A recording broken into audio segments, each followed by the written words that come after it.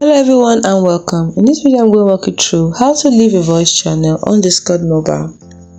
I'm going to give you a step-by-step guide on how to leave a voice channel on Discord mobile. First thing you do is make sure you're logged into your account. Then you find the specific voice channel you're currently connected to. It will be highlighted or have an indicator showing you are connected. Next, tap the red phone icon. This icon is usually located at the bottom of the screen. It's a universal symbol for disconnecting from a call.